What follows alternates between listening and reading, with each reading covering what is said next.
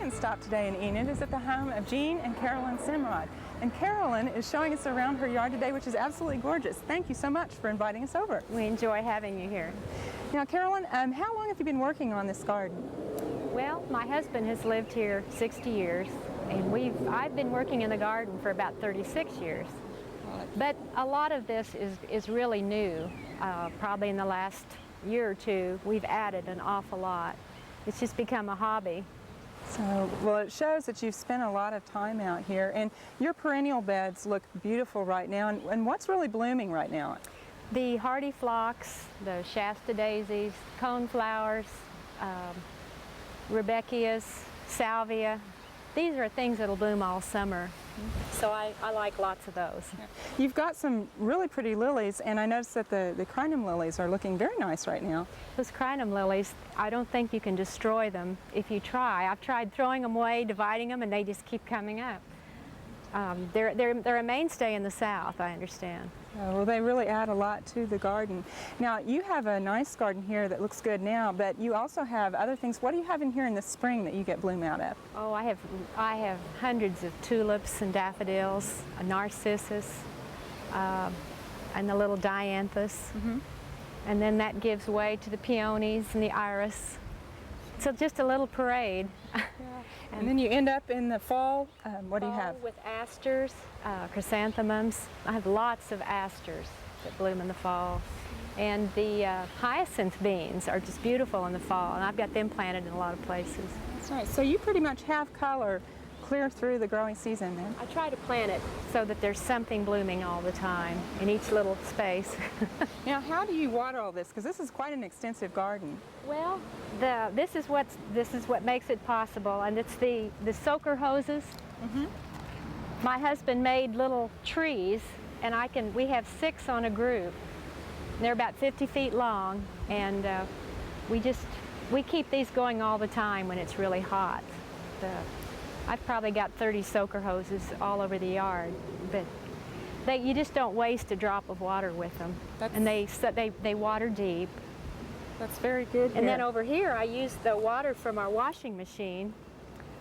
Since we don't want to run it through the laterals, we just run this hose, and we've got holes punched in it, so it waters this whole area. And I use a phosphate-free detergent, so it doesn't bother the soil. And then you've got moneywort planted here, which is very good for a bog. They love this because it does stay wet.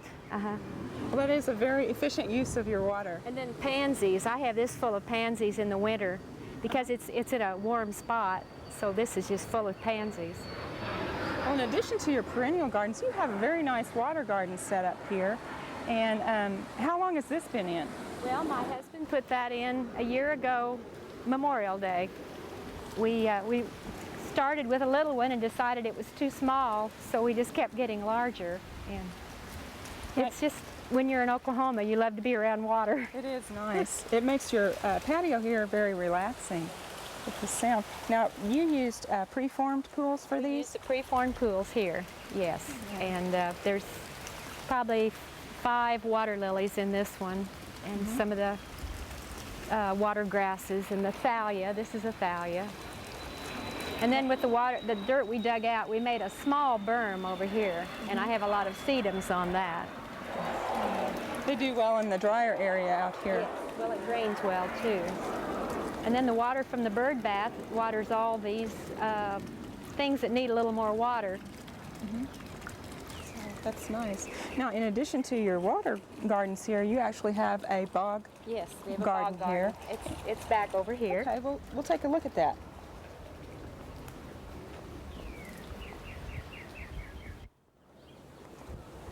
Now, Carolyn, you actually have a true bog garden here. How did you construct this? Well, my husband dug this about 20 inches deep, and then it's just lined with a pond liner, and then we refilled it with mud. And everything in here is hardy, except for just a couple things like the umbrella palm, which sits in a pot, and I just slip it out in the wintertime. And